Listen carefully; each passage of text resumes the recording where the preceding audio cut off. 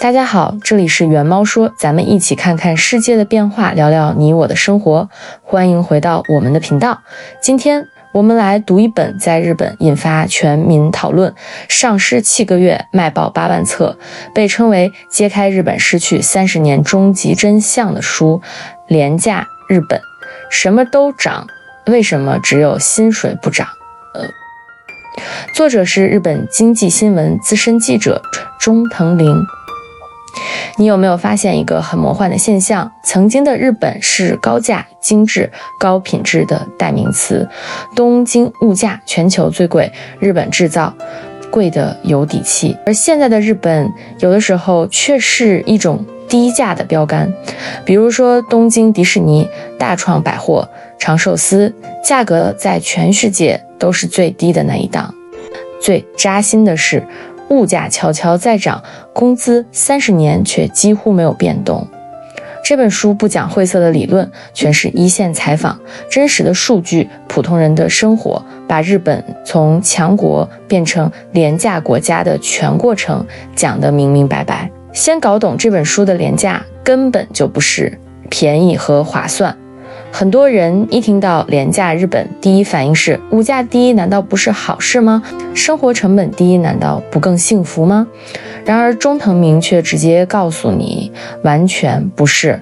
这本书里的廉价是系统性的价值缩水，商品廉价，劳动力廉价，人才价值廉价，企业竞争力廉价，国家资产被贱卖，国民购买力持续下降。它不是物美价廉，而是大家都没有钱，所以只能卖便宜，卖得越便宜，大家越没钱的死循环。书中有一句非常扎心的总结，你以为捡到的是便宜，其实都是你没涨的工资。我们先看几组书里的硬核数据，直接震碎你对日本的印象。工资30年零增长，日本工薪阶层的实际工资从1990年代泡沫破裂后，几乎都是横着走的趋势，甚至有时候会有小幅的下跌。30年前毕业拿多少，现在年轻人毕业还是差不多。70%人从未要求过加薪。书里采访数据说到，日本劳动者中从未向工资要求加薪的人占70%，跳槽时感叹加薪的只有 5%， 这不是佛系，这是绝望。而一半的商品价格都在下跌。作者统计过日本近400家超市，1780种商品，2000年到2019年价格下跌的商品超过了一半。饮料、零食、日用品越做越便宜，越便宜越偷工减料，所以日本成了发达国家里的低价区所以注意，它是发达国家里的低价区，那还是不要和中国呀、越南呀这样的真正的低价区相比。欧美游客去日本疯狂扫货，同样的迪士尼门票、优衣库、药妆、餐饮，日本的价格全球最低。不是日本大方，是日本人购买力太弱，企业只能靠低价活下去。这点作为我其实没有太深的感受吧，但是刚说像萨莉亚、和其家这样的日本连锁快餐店，说实话它的价格即便到中国大陆，它也是非常便宜，最低档的那一区。很长时间我都不知道它是一个日本的品牌日本的连锁品牌。更难以相信的是，原来它在日本它卖的价格跟在中国大陆卖的是一样的。很难想象这样的企业在日本那样的人工费比中国大陆要高很多的地方是如何存活下去的。所以这本书的核心结论一句话，日本的年价不是福利，而是病，是通缩、低薪、低欲望、低增长锁死的绝症。从消费现场切入看，便利店、超市、百货、连锁店，全日本都在比谁更便宜。比如说迪士尼与大创是2个极端，但是却是同一个真相。书里最经典的有2个对比，东京的迪士尼全球票价最低，而同门的门票日本比美国、欧洲、香港都更便宜。不是迪士尼良心，是日本人真的买不起贵的票。大创100元店把100元做到了极致， 100日元约合人民币只有5块钱，而却能够买到文具、餐具、日用品。企业为了维持低价，疯狂压缩成本，压缩供应商，压榨工资。这里面我们也可以看一看这个直观的对比啊。全球几家主要的迪士尼成人单日单元门票，如果统一换算成人民币的话，可以比较一下。首先是东京迪士尼，成人单日票价大约是420到545块之间，是全球所有迪士尼票价最低的。打后是巴黎的迪士尼，大概是490到755，比东京要贵一些。接下来是上海迪士尼，通常的票价在599到799元，也明显高于东京。而香港迪士尼大概在555到940，同样也比日本贵啊。而到了美国，不管是加州迪士尼还是奥兰多迪士尼，门票价格直接起飞，成人单日门票划算下来普遍在700到1500块，节假日更是贵得吓人。所以这么一对比，就真的是东京迪士尼才是稳稳的排在全球迪士尼票价的最低端。这并不是因为迪士尼对日本人特别大方，而是点破了书里的那个真相。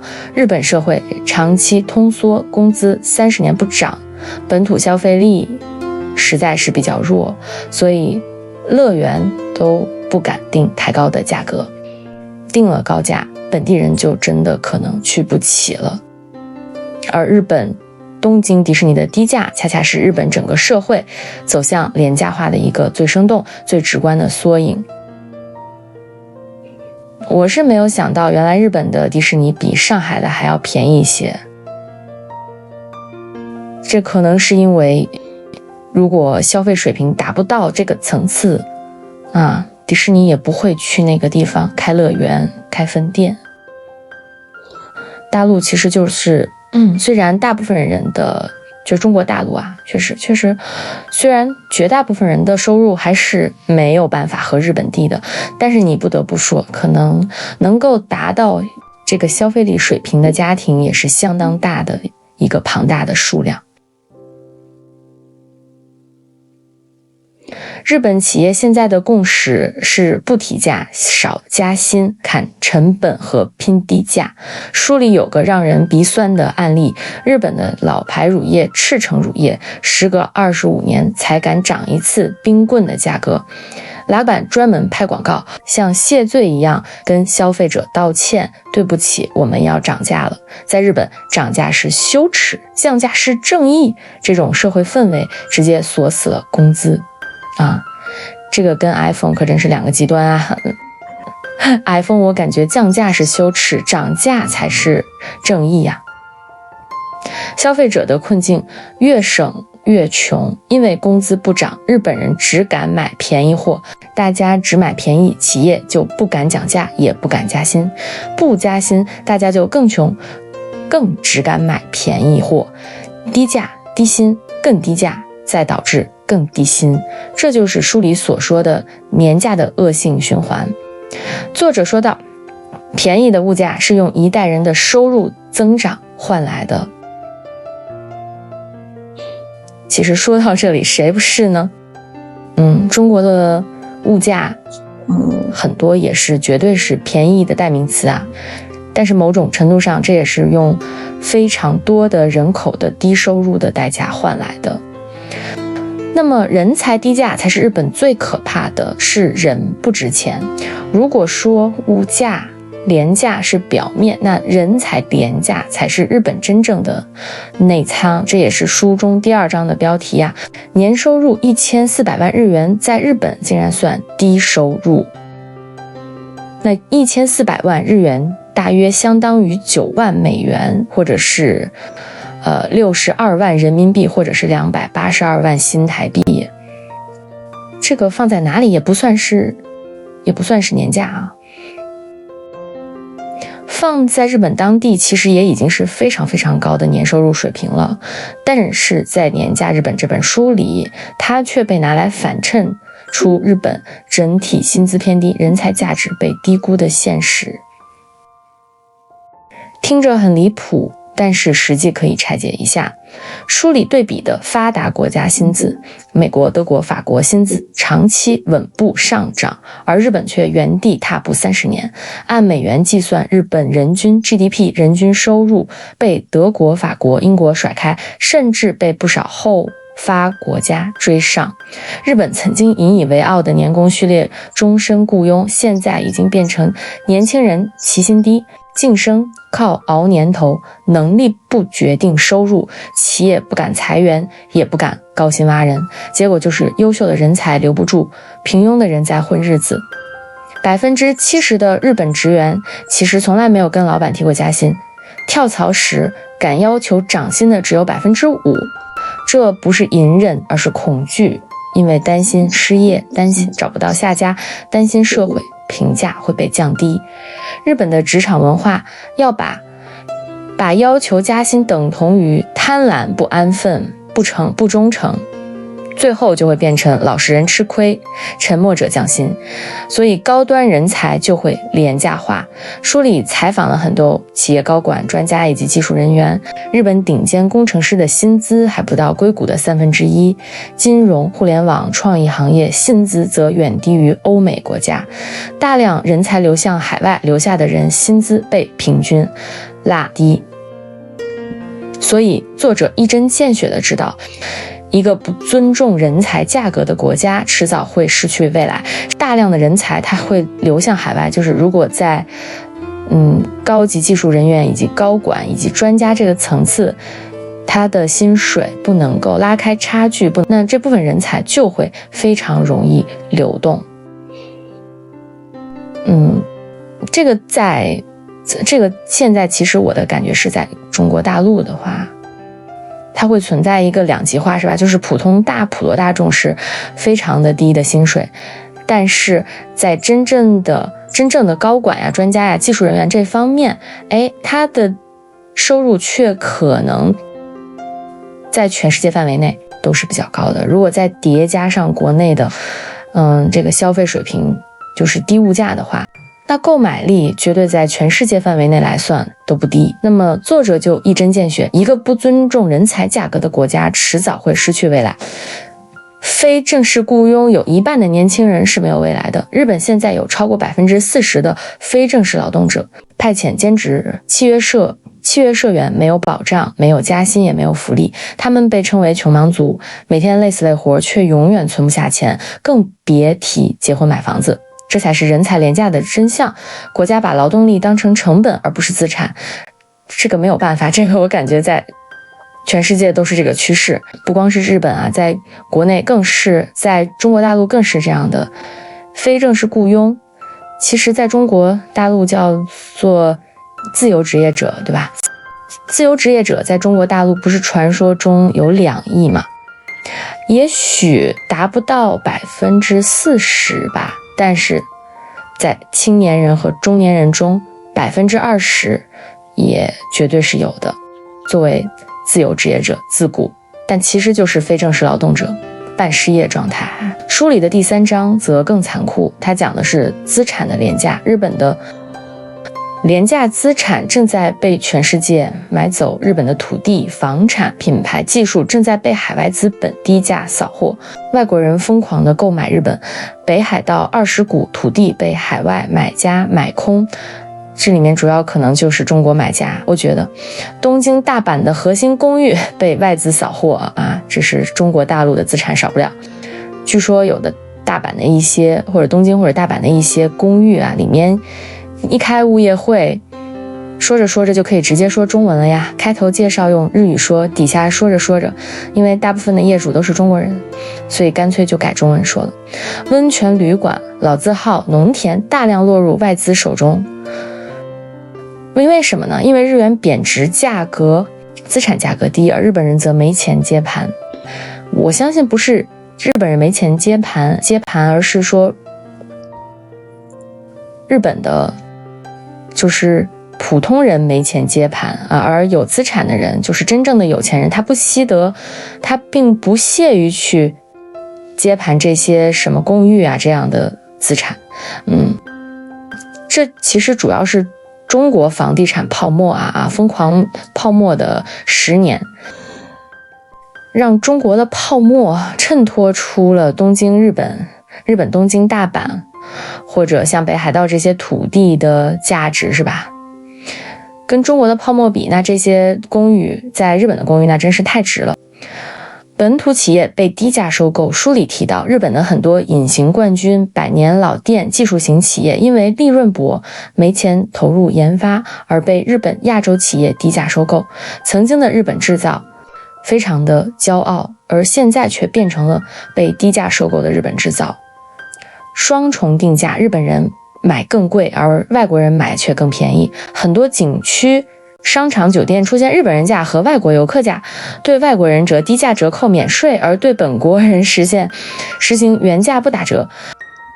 书中的一句话非常扎心，日本正在把本国国民挤出自己的消费市场。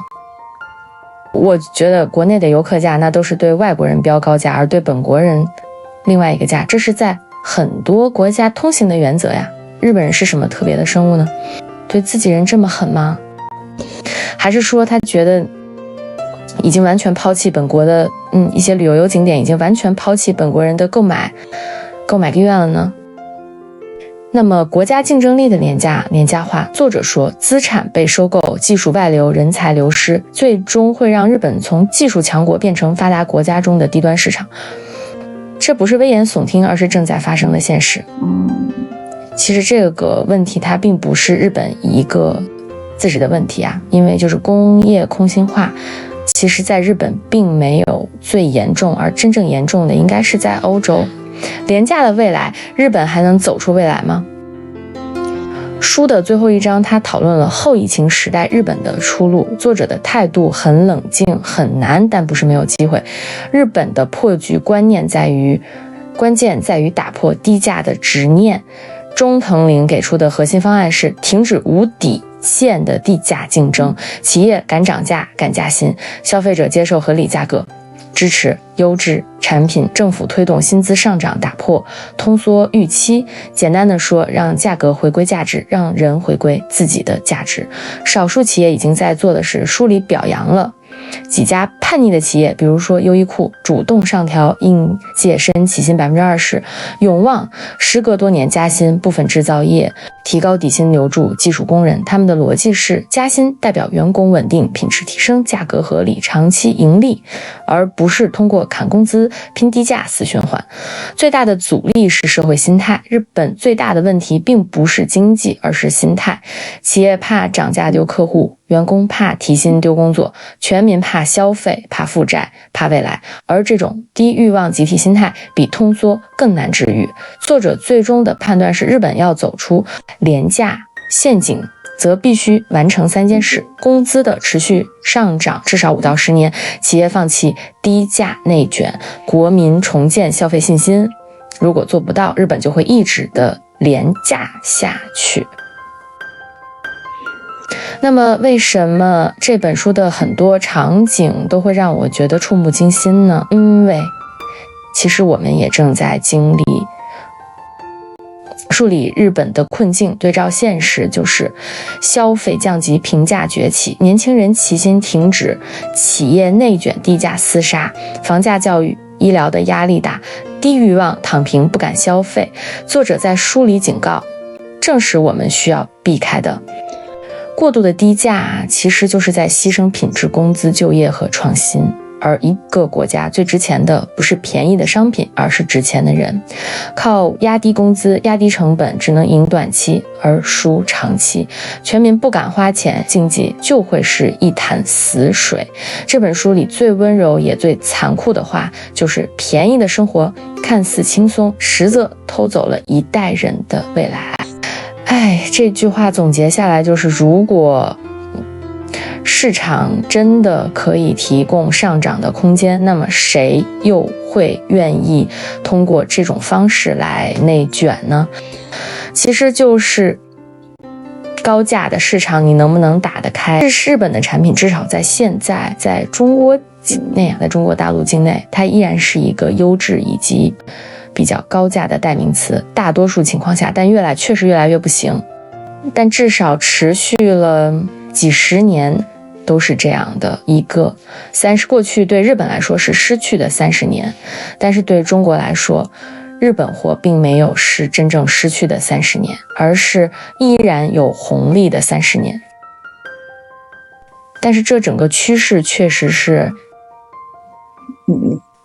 不一样。其实为什么会陷入这样的廉价的循环，某种程度上是应该说是市场端的失败，而日本市场端的失败就是在于他们失去了美日贸易战之后它的市场被严重的压缩，以及在后来中国经济的崛起吧，中国制造以及韩国制造的崛起都抢占了日货的市场，而这部分市场端的丢失才是真正的企业它不敢扩大生产，它也就不敢给员工提高薪资。